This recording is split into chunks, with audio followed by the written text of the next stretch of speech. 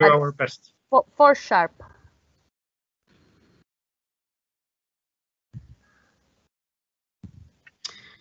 Dear colleagues, welcome to this virtual Planet Unplugged on the 2020 UNEP Emission Gap Report.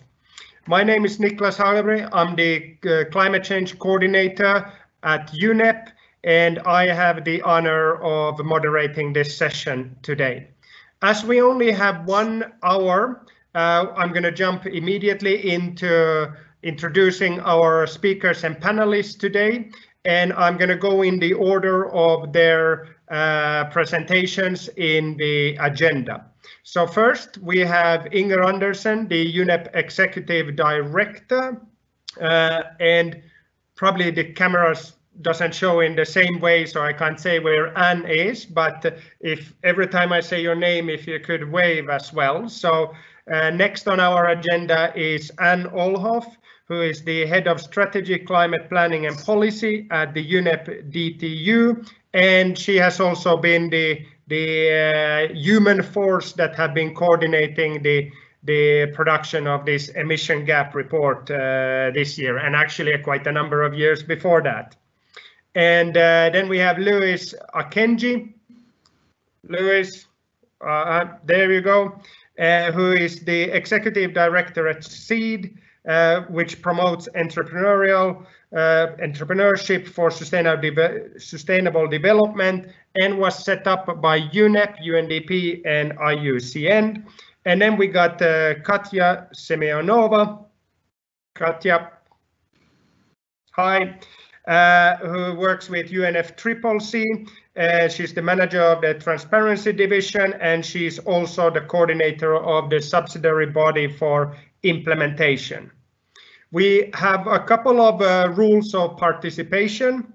This meeting is recorded, so any behavior that we do, you can see it again. And then the second one is that when you ask a question in the question and answer chat box, please enter your name. We will not post those questions that do not come with an affiliation. And with that short introduction, I would like to come to you, Inger, and give you the virtual floor for your opening remarks. Inger, the floor is yours. Thank you very much, and my thanks to you, Niklas, as well as to Anne, to Louis, and to Katya for being with us. And I just understood that Louis is in fact the primary author of the chapter that deals with household and individual consumption, which I'd like to add has been the primary interest of media. So I look forward to hearing Louis speak, because I've been parroting whatever he has in the report in the last week. Look, I think we've just come on the heels of the climate summit, the virtual summit that happened on Saturday. This message from the emissions gap report is that we are not closing the gap fast enough. You will hear greater details from Anne. But whilst we were in the primary lockdown of the COVID, yes, you know, we saw skies go blue, we saw engines stop.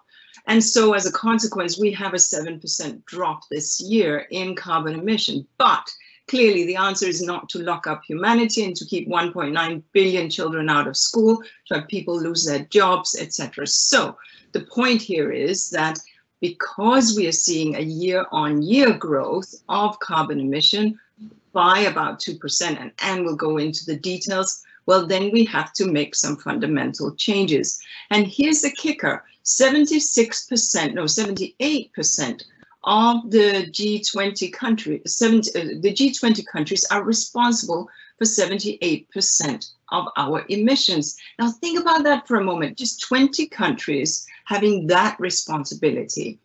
And the 4 biggest emitters, China, the US, and the EU and UK, if we take that as a grouping, as well as India, hold they are the 4 biggest emitters, and they alone hold 55%. So there's some homework to be done. Now, there are also some historical responsibilities, I say. This is debated in the convention. However, I have my views. And so here we are So those historical responsibilities surely mean that in terms of financing, in terms of solidarity, in terms of making that green shift, those that are the wealthiest and have historically had the longest emission curve clearly need to do something about it. Now, the good news is, because we have to look at good news also, that we are seeing this net zero club growing.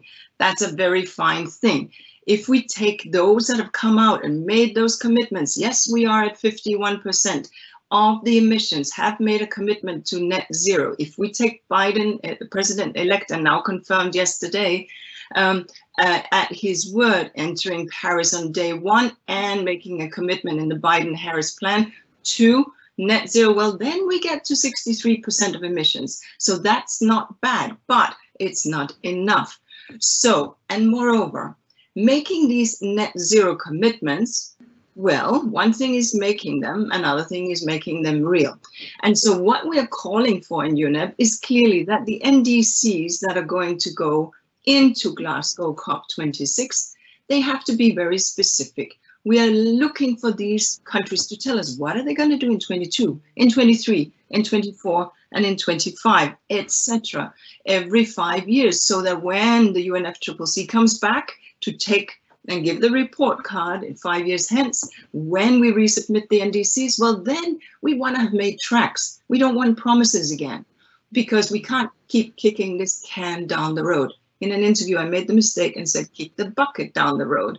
And the journalists point out that that's not a good thing. So the point is, if we don't do it, we just might end up kicking that bucket. So let's get real and let's understand that this is about making real in the NDCs. Now, here is the final word that I want to say. The stimulus packages that we are now pushing out in parliaments across the world, the first wave that went out, look, it didn't do what we wanted it to do. From our perspective, of course, first take care of health. Second, take care of the vulnerable. Make sure that there's social protection. This goes without saying. But thereafter, the money that we put into industry, to infrastructure, to businesses, wouldn't it be smart to think a little bit about this? Not to make it impossible for these businesses to run, but make it possible for them to run sustainably in the long term. How do we do that? We help these businesses with the money we put in. Oops, I get very excited because this is a real opportunity and we have it right now. We have it right now because never again will we be able to put that much money into the real economy. I'm at 5 minutes, I'll finish in 1. Now, the point here is, we borrowed 13 trillion already, and put into the real economy. Much of that has gone into carbon, not so good, positive, not so neutral businesses. Europe gets sort of a pass card because they're carbon neutral or positive, but we can do better, all of us. So as parliaments around the world discuss how they can rescue companies, make sure that there are green strings attached. Remember this is money we're borrowing from the next generation. This is not money lying around in state treasuries. We are borrowing this, right? And so we cannot possibly leave the next generation with a broken planet and an extraordinary debt, the size of which we've never seen before. So the Net Zero Club needs to grow, and we need to ensure that and it needs to be made real in the NDCs. And finally, we need to make sure that that stimulus package that is going to be pushed out in many, many countries is green and undeniably so. With that, let me stop. Thank you, Inger, and I hope that wasn't your phone that flew on the floor. Oh, it was. I hope it's okay. Anne, over to you for kind of giving us the highlights of the emission gap report. Thank you very much, Nicholas. I'll just try to get my presentation showing. So I'll basically be telling quite a lot the same as Inger just did, probably in a slightly more boring way. But anyway, let's get started. So this is the 11th emissions gap report, and we launched it almost a week ago now, and it has so far received great attention. I'm going to walk through some of the main findings, and then Lewis will come more to one of the chapters we included in the report this year, which looks into the role of lifestyle changes, behavioral change in curbing emissions. So the first key message I want to share with you is that emissions are still rising. So if we look at global greenhouse gas emissions over the past decade, they've increased about 1.4% every year and reached a record high of around 59.1 billion tons of carbon dioxide equivalents in 2019. Now, obviously, we will see quite a large dip in global carbon dioxide emissions this year, probably around 7%, due to the COVID-19 lockdowns. But we see that the concentrations of greenhouse gases in the atmosphere continues to rise. We also see that these lockdown reductions are easily reversible. So far, we see that the biggest changes have occurred in transport, but we also see that in power, industry, and residential sectors, emissions are almost comparable to pre-COVID-19 levels and have been since August this year. Then, as Inge also said, there is probably the most significant development this year and positive news on the climate policy side has been the increase in the announcement of net zero emission goals by the middle of this century, because broadly that is what is required for us to get on track towards achieving the temperature goals of the Paris Agreement. So far we have 126 countries, or when we finished the report it was 126 countries covering 51% of global emissions. As Inge mentioned, if the US joins the club, this percentage increases to 63% of the global emissions. But we still need to see those long-term plans transformed into near-term action and into much stronger climate commitments for 2030 under the convention. And to go further into that, let's look at the gaps. So here you basically see the 4 basic scenarios that we explore when we look at the emissions gap. The first upper gray line shows you where would emissions be headed if we hadn't implemented any new climate policies since 2010. The next line shows you where we're currently headed with the current policies in place. And you can see that there's a big gap between those 2 scenarios and what is required for us to get on the 2 and 1.5 degree pathways. So what does current climate commitments add to this? Basically, you can see if countries implement their current nationally determined contributions, emissions are somewhat lowered, but that doesn't change the fact that we still experience a huge emissions gap, or expect one in 2030. It is between 12 and 15 gigatons of CO2 if we look at the 2 degree target, and it is around 30 gigatons of CO2 equivalents if we look at the 1.5 degree target. So basically we're now 5 years since the Paris Agreement was adopted, the emissions gap hasn't been reduced, and time is basically running out. So what are the temperature implications of this? If we look at the current level of ambition implied by the nationally determined contributions, we're headed towards a global temperature increase of at least 3 degrees Celsius by the end of the century. We then looked into the new announcements of net zero goals and what they might mean in terms of their temperature implications, and basically find that if they are fully implemented, temperature increase would be limited to somewhere between 2.5 and 2.7 degrees Celsius. So still quite a lot above the 2 degree target, but a really sizable reduction compared to the current ambition level.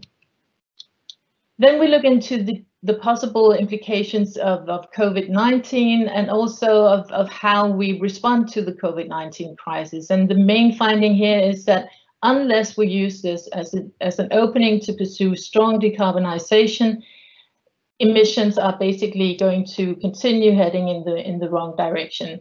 So it's really critical how we respond to COVID-19. And as Inge mentioned, we look at the fiscal recovery responses, and basically we see, first of all, they're unprecedented in size. We also see that so far this opening for using fiscal rescue and recovery measures to accelerate a low carbon transition has largely been missed.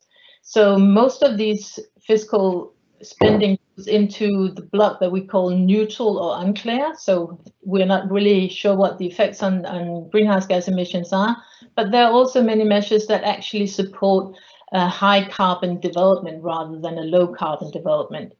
There are huge differences between countries in terms of the fiscal spending, and it's quite clear that it's much easier for countries who have already started a green transition to also use the fiscal spending, recovery spending, to further support this. If we look at the countries that so far have the largest share of their low carbon recovery measures, we can see it's France, Germany, it's the Republic of Korea, it's the UK, and it's at the EU Union level.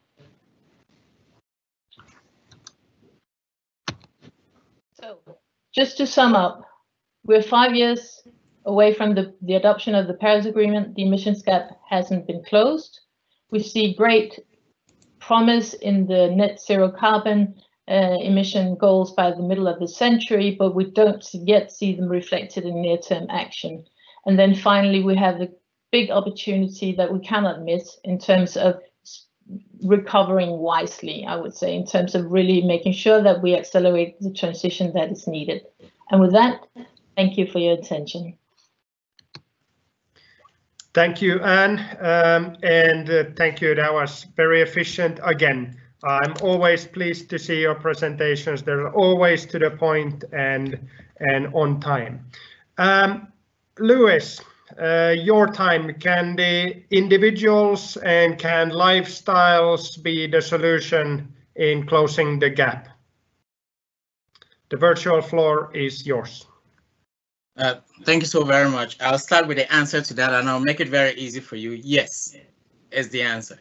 And Inger mentioned something that I thought was very interesting, that there's a lot of commitment on net zero targets by countries, which is not bad, but it's not enough. I would add to that and say, while all these countries are making these commitments, there's a lot of talk around how industry can change, around how sectors can change. But there's really hardly any consideration of the people perspective of this. And this is so critical to getting buy-in for these major frameworks, to getting successful policies passed by national governments, and to getting even more incremental demands for sustainability. So I would say almost immediately that part of your solution to getting very strong legislation and strong action is to getting buy-in from people, and getting buy-in from people means reflecting their role, their well-being, and their perspectives in this in these frameworks. Now, we also heard just previously that emissions dropped by about 7% this year due to the COVID-19, and it is worth considering what this means.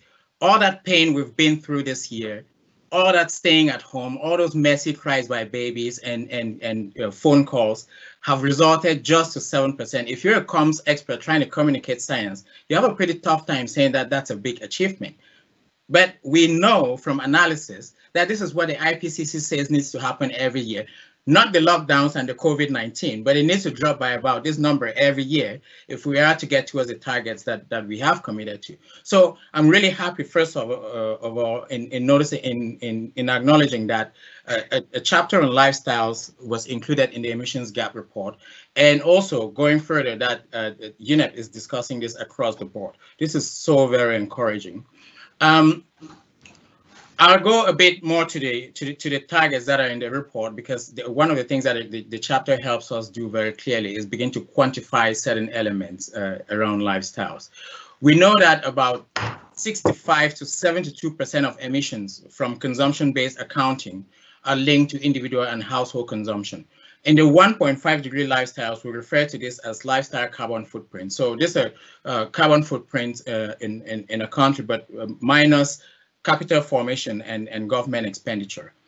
We also know, according to the report now, that compliance with the 1.5 degree goal of the Paris Agreement would require reducing consumption emissions to a per capita lifestyle footprint of about 2 to 2.5 tons CO2 equivalent by 2030. But if you go to 2050, it needs to go down to about 0.7 tons per capita per year. Now that's an astounding number. One of the things that I would put right out here is that countries like countries in the EU, including in France, New York, most of the capitals where you are, need to start reducing lifestyle carbon footprints by more than 80%, by about 80% in the next, let's say, 15 years, if we have to be on track. Just think about the implications of that.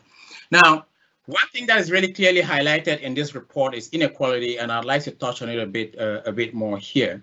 It's not just a matter, it's a matter of inequality at a global scale. So, for example, current per capita consumption emissions in the US are about 10 times those of India. So you can really see the disparity here.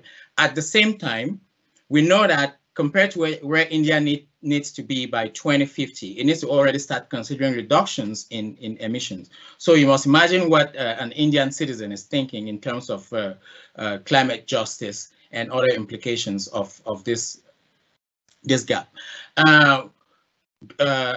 It's not only an issue at a global level, it is also an issue within countries and within regions. For example, we know that Oxfam just released a report showing that from 1990 to today, most of the reductions that have happened in the EU are on the backs of low and middle income persons, while the rich have actually had their emissions grow. This is the sort of perversion that is built into the system when we look at it just from an individual perspective, and we don't look at the larger systems that are supporting the transitioning that we're talking about. And in terms of global shares of global total shares, emission share of the top 10% of income earners is around 30 to 50%, 35 to 50%, and the lowest 50% is about 7 to 15%. Which means, if you translate this, the emissions of the top 1% are twice the emissions of the bottom 50% of the population. And this starts speaking to something about contraction and convergence, as we've talked about in the past. And this is something that often we tend to forget when we discuss in fora like this. The understanding that on the one hand, we need to talk about reductions in emissions for particular income groups, but we need to also see how we bring up income groups that have not yet met their basic needs. I gave the example of India. I can add China to that, Brazil, Argentina. There are billions of people across these countries whose their emissions would need to increase. And in this case, the top 1% reduced by at least a factor of 30, while the poorest 50% could increase. If the top 1% reduced by, say, a factor of 30, then the bottom 50% could actually have the opportunity to increase their consumption in order to meet basic needs. Now, how do we approach solutions here? One of the things we talk about in the report is a strategy called avoid, shift, and improve. You avoid the options that are very intensive and bad, to put it in very basic language. You shift from modes of consumption that are good to ones where we have better, that are bad to ones where we have better ones, say public transportation. And improve is using technology to improve the efficiency of the options that we have, but which we cannot completely do away with. But it is quite important in all of this, in talking about reductions in energy consumption at home, reductions in flying, reductions in per capita use of space at home, local food, and so on, to understand the context within which consumption takes place. And I suspect for most policymakers, there is the fear that talking about reducing people's consumption really becomes a political hot potato, which they can't touch. Here's a very good opportunity to approach this. We have what we call the attitudes, facilitators, and infrastructure framework. What it pretty much tells you is that you can also affect the lifestyles of individuals, the consumption options of individuals, without necessarily always touching them at an individual level, but just by modifying the infrastructure upon which they depend. Think about infrastructure for the key domains of consumption, primarily of which are mobility, housing, and food. If you address infrastructure for this through standards, through investment options that provide the more renewable ones, almost automatically it starts reducing the impacts at a consumption level. what this means then is translating it into a couple of soft areas and hard areas. Soft areas would be ones such as norms, cultures, and so on, which a little bit too fluid to touch. And hard areas are looking at possibilities of investing in future-proof infrastructure, looking at investments in public infrastructure, especially for health, education, and then in examining the political economy of this issue and understanding the power dynamics. What role does advertising play, for example? What role does planned obsolescence play in propagating consumption or consumerism? One of the things we've seen quite extensively is an over-reliance on eco-labels. While eco-labels were really good in introducing the idea to the population earlier on, and while they worked very substantially with areas such as electronics, energy use, and it is clear that consumption or green consumption is not an adjunct to sustainable lifestyles. We really need to start talking about the way people live and the opportunities for pursuing well-being. One very clear indication here is beginning to think about well-being perspectives and indicators that are built into economic planning and into policy outcomes. If we have such guidance, such beacons to guide how we're working towards the future, not just borrowing from them and not giving something in return, there is really strong hope that sustainable lifestyles will become the norm. I'll leave it at that for now. Thank you, Louis. And I'm very pleased that we have this topic in our report, and I think this is almost, I know you were trying to get a lot of information into this short presentation, but I'm considering this the beginning of the ketchup effect, when you're trying to get the ketchup out of the bottle and then suddenly it all starts coming. So I believe this will have a big impact on UNEP's work moving forward, and now having it in a high flagship report like the EGR, I think it will cause quite a number of ripples and influence how we address climate change as part of how we work with governments and private sector. Katja, we UNEP take a lot of pride in the emission gap report, and we wanted to have an influence on the UNFCCC process. And does it? And how could we improve how we influence and bring information to the member states and to the negotiations? And perhaps also, as you work on transparency, how does the emission gap report fit in with the whole enhanced transparency framework? The virtual floor is yours, Katja. Thank you very much, Nicholas, and good morning, good afternoon, and good evening, everybody, wherever you are in the world. Nicholas, you actually asked me 4 or 5 questions, so I'm not sure that I will manage to cover all of them, but I'll try. So every year the UNEP gap report is informing the UNFCCC process on the state of climate action and ambition and the ambition gap. Since 2015, the report specifically focuses on the gap to the goals of the Paris Agreement. And this year, the UNEP gap report is prepared in a very specific context of the UNFCCC process. This is the context of celebrating of the 5th anniversary of the Paris Agreement, when it becomes increasingly clear, or more clear than ever, that we are running out of time to address climate emergency, as the UNSG refers to challenges of climate change. 2020 is a very important year for the implementation of the Paris Agreement. This is the year when the new and updated NDCs are due, and when the long-term emission development strategies, which are known also as LEDs, are due.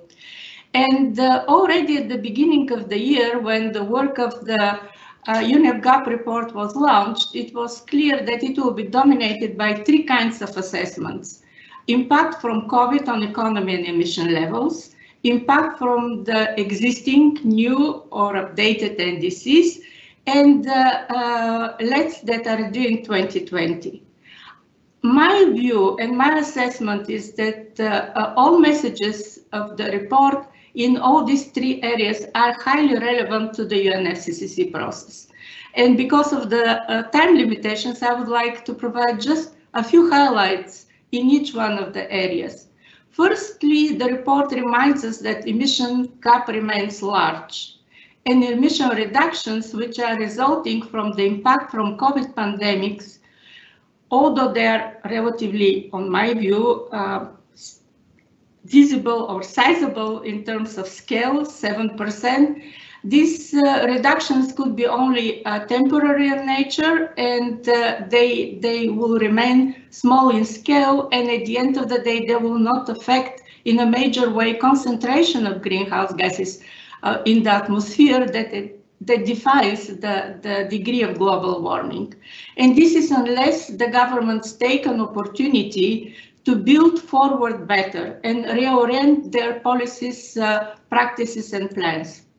Secondly, what on my view is very important from the UNFC perspective is that the report highlights that several major economies are lagging behind the achievement of their NDCs. That results in the implementation gap of around 3 gigatons CO2 in 2030 with the current policies in place. And even if we take one step further, the report tells us that even if NDCs are fully implemented through adequate policies, emission gap remains large and broadly the same as last year.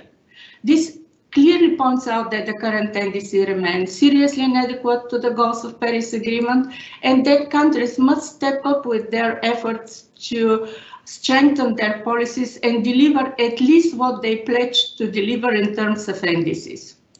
Thirdly, the report points out what also Anne emphasized, that the most significant and encouraging development in terms of climate policy in 2020 is the growing number of countries that have committed to achieving emission neutrality or net zero emission goals by around the mid-century. And then provided what this means in terms of statistic, 126 countries have accounting for covering 51% of the global emissions, have such goals that are formally adopted, announced, or under consideration. And if the US joins, this number will grow to 63%.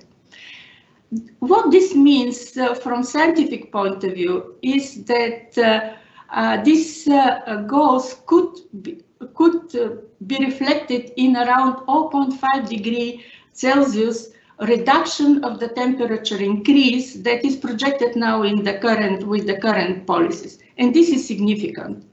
However, again, from the UNFCCC perspective, it's very important to emphasize that this, on my view, very highly relevant and consistent with the Paris Agreement long-term goals and pledges do not necessarily and automatically translate into ambition. And this is why, again, one of the messages of the report is that we have to deal with two kinds of discrepancy between the net zero goals and the current NDCs, and between the emissions levels, which are consistent with the NDCs, and the levels that the current policies can deliver. These findings are very important and essential to inform the debate on the urgency and ambition of climate action in the lead up to COP26. And I would like just to point out why it is like that. This is because COP26 is expected to is not just yet another COP. This is a COP that is expected to mark a new phase in the multilateral climate change process, where ambition by all countries toward climate neutrality by 2050 represents the only way forward to achieve sustainable, healthy, equal, and fair future for all. This year report also provides a number of solutions that can fit in the debate at the international and national levels in the lead up and during COP26. These are solutions with regard to fiscal and recovery measures that can inform policymakers at all levels when they put their plans on building forward better from the COVID crisis. These are also solutions and insights of the lifestyle changes on which Luis so passionately spoke just a few minutes ago. And finally, these are highlights on the ongoing efforts to address emissions from international shipping and aviation, which is a very important area that needs to be addressed. At the UNFCCC, all these messages are quite important in terms of advancing the implementation using the framework and tools and mechanisms which the Paris Agreement is providing. This includes feeding into the transparency framework, for which we are just now making very bold steps. When I say we, I mean countries and the Secretariat and other stakeholders, but also in informing the preparation for the global stocktake that will take place in 2023. In concluding, I wish to stress that, again, that even though COP26 was postponed to next year, the UNEP GAP report reminds us that we should not lose momentum for climate change and ambition and how we can do that. I hope that the report will continue to be a valuable source of high quality scientific information that can help countries that are engaged in the UNFCCC process. And as you know, UNFCCC is a universal agreement, can help these countries individually or collectively in the lead up or during COP6 to take informed decisions on ambitious climate action and how to build forward better. Thank you. Back to you, Nicholas.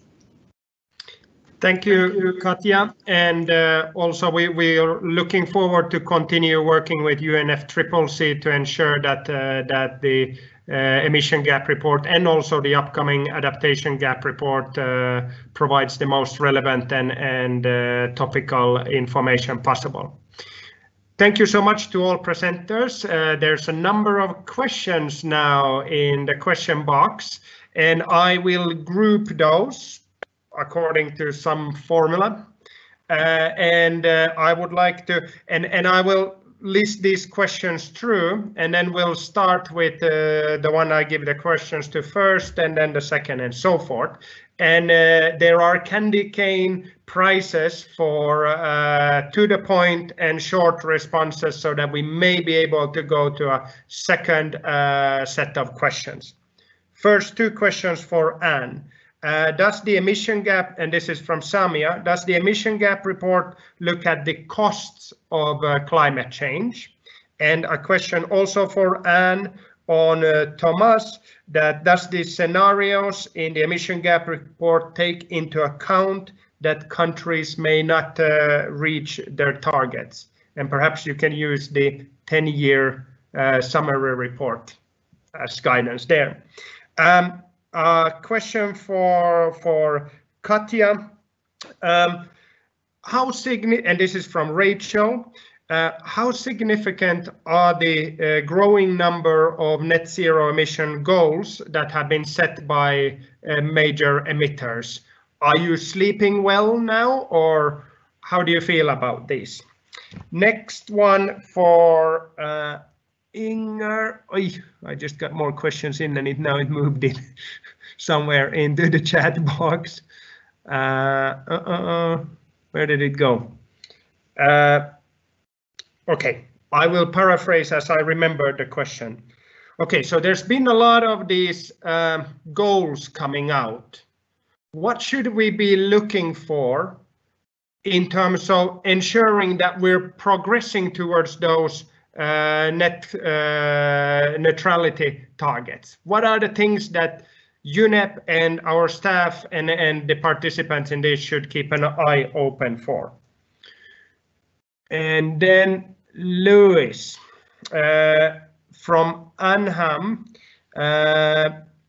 So how do you see behavior and lifestyle changes during COVID and the changes in consumption emission affecting any of the countries with the ambitious their targets? So has COVID helped them to reach their targets? And perhaps we could expand a little bit still on that question from Anham, that has COVID made a difference in lifestyle emissions? And Inger, I still haven't found the question that I asked from you, so I can't say from who it came in, but I will find it. It was also from Rachel.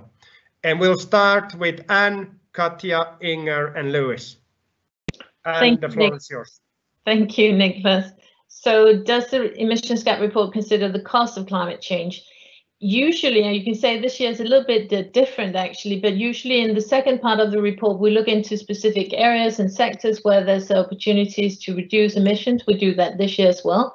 But usually we also look into the benefits of doing so. And actually you can say the whole emissions gap report is very much stressing that this is not about addressing climate change independently. It's about achieving the sustainable development goals. It's basically about looking at this in a holistic way and addressing lots of concerns at the same time, and also looking into the benefits. So yes, we do look into benefits. And what we also look into, you can say explicitly every year, is the cost of delaying action, which is sort of the inverse of what you're asking. So basically showing that we miss out, we lock into a fossil fuel economy. We are missing out on opportunities for achieving sustainable development benefits. We're basically becoming more relying on carbon dioxide removal and so forth. So you can say that's also a way of looking at the costs. And of course, we also, the scenarios we have for the 1.5 and 2 degree pathways are the least cost scenarios where emissions are peaking in 2020. Then on the scenarios, and whether we look into the possibility that countries are not achieving what they do. Yes, we do. And you can say that's most obvious because what we call the current policy scenarios is basically showing in which direction is our emissions heading when countries do what they're currently doing. And then we contrast that with what they have promised to do under their nationally determined contributions. That's as short as I can do it, Nicholas. Thank you. One candy cane earned. Katja, over to you. Thank you, Nicholas, and thank you for the very good question. And the answer is yes. And I hope I get the candy already, but I'll not stop here. Yes, I can sleep better because I wish to emphasize again that submitting commitments and pledges to net zero or carbon neutrality by mid-century by 128 countries is the most important policy development in climate change this year. So this is significant. And I want also to remind our viewers that following the Climate Ambition Summit, we have now 24 countries that have now announced new commitments and strategies and plans for net zero. And many of them have even put such commitments at much more ambitious context than the middle of the century. And Finland, Sweden, just to name the few, are aiming at achieving carbon neutrality at 2035, 2040, 2045, which on my view is very, very important. Number one, because this commitment to climate neutrality, which are already or will be eventually enshrined in long-term emission development strategies, show that each country the destination of travel that they have chosen, and also provide the context, destination of travel for the economy and society, and also show the context within which the successive NDCs should be nested. So it's an absolute kind of benchmark for the level of ambition that countries can achieve individually to fit into the collective ambition, which is under consideration by the UNFCCC. And this also, the impact of these pledges to carbon neutrality is also manifested in the assessment by the UNEP gap report of 0.45 degree potential decrease in the maximum temperature increase, bringing it down to 2.7 degrees Celsius, which is a major step forward to 2 degree and then further to 1.5 degree goal. And then last but not least, we need, of course, much more countries to join the club of those with net zero targets or carbon neutrality, because this will amplify the collective effort and will increase in a major way the chances from scientific and policy perspective that will achieve the targets and the goals of the Paris Agreement. Thank you very much. Back to you. Thank you, Katja. Another candy cane, and then we're coming to Inger. The floor is yours. Thank you, and I'll try to be so short because I'd like to hear what Luis has to say, and I don't want to miss the. But essentially, I think that Katja and Anne have said it already. Look, these targets are easy to set, hard to do, right? And so setting them, well, we're happy that 51% of all emitters, or of total emission in terms of country pledges, have come into that net zero club. We're hopeful that we'll get to 63 with the US and with the additional commitments that were made on Saturday. They haven't been crunched yet. But I hate to say it, but that's the easy part for a head of state to stand and make that statement. Of course, it's not easy. But making it real, and you heard what Luis said. When we were, I mean, when we locked everybody up, we were managing to reduce by 7%. So the fundamental shifts, and those of us who live in the West and have these enormous, inequitably sized carbon footprint, it's on us. And there, I think that Luis's work and the work in this year's emission gap report is important, because it speaks to the richest 1%, and people think of private helicopters and where have you. And I'd like to remind you that the richest 1% earn $109,000 a year. So the richest 10%, $38,000 a year. So many of us in this meeting are in the richest 1%. So it is not about coming after poorer countries and telling them that they have to reduce their population. It is about ensuring that those of us who have these enormous footprint need to do something about it. And that needs to be reflected in the NDCs. So that's what we want to see. I'll stop here. All right, 3 candy canes claimed for. Luis, you got the floor. All right, thank you. Inger's comment, it's quite interesting when we suddenly realize that we're actually just talking about us and saying that we need to do this rather than some people sitting outside of the room from which we're talking. To respond how COVID affected lifestyles, I think most of the emissions calculations are from reductions in transportation. And to give you a picture of this, of how this played out, for example, households from the global 10% are responsible for about 45% of the emissions from land-based transportation, and about 75% of the emissions from aviation. And the bottom 50% is about 5% for land transport and 10% for aviation. And this is really the dichotomy we're talking, the split we're talking about here. And because most of these could not be actualized during a lockdown, of course it contributed, but we've also seen offsets in hitting at home in other areas that were completely unanticipated. Just to make sure that we understand very clearly, a lot of the impacts that have been discussed around the lockdown are related to the fragility of healthcare systems, around the fragility of support systems at a community level and household level, and around the fragility of provisioning systems for food, for example. And all of this betrayed so much leakage in the system that if there's any good that is coming out of here at a much more macro scale, is hearing governments talking about repurposing budgets to make sure that there is a green recovery. Now, while that in itself is very interesting, there's something else I must say, because I'm talking to several colleagues here from UNEP. We've talked a lot about climate. We have the emissions gap report, which is wonderful. But UNEP should also remember, you have the GEO, you have the International Resources Panel. We have not yet clearly linked lifestyles to biodiversity. And these are even more critical areas. So there's a huge, once you change indicators, you see the magnitude of the task suddenly just changes. And this is one of my pleas to UNEP. We need to get cracking on this one as soon as possible. Thank you, Lewis. We got X, and that's a fourth candy cane. So we got exactly 3 minutes left. There are two questions that I have to ask first.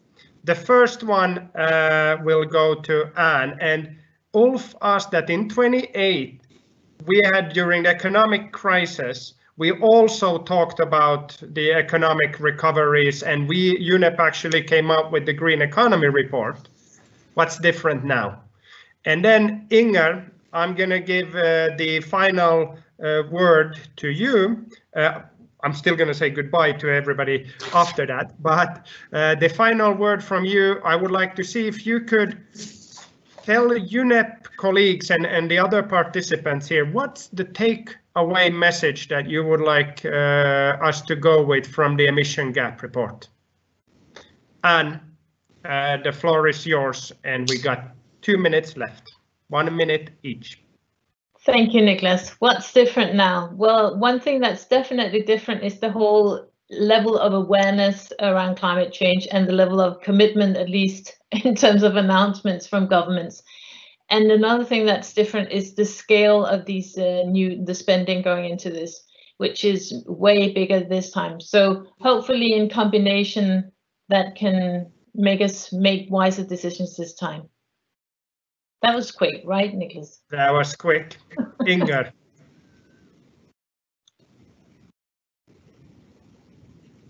There we go. So look, the takeaway message is we're not where we need to be, but we can be. We're shoveling money into the economy. Let's not do that carelessly. This is now. So each one of us, in our personal footprint, have a responsibility, but we also have a responsibility, but because this is our money. We vote, it's our taxes, and it's our children's taxes in the future. So we vote, we engage, we organize, we inform, we advocate. That's what we have to do. That's UNEP's job. I did that in 36 seconds, I want to say. Thank you, Inger. And with this, I would like to thank our panelists, Katja, Lewis, Inger, and Anne, and also the whole team in the background that has made this UNEP Planet Unplugged virtual meeting possible. Thanks a lot to all the colleagues in UNEP that have also made the emission gap report possible. It's been an enormous task, and I hope that you feel really proud. I'm really proud of this UNEP report. It's an awesome product. And with that one, I would like to wish everybody a good afternoon, evening, even morning, perhaps even for somebody. So thank you, colleagues. Bye. Thank you so much. Bye. Thank you. Bye. Bye. Thank you.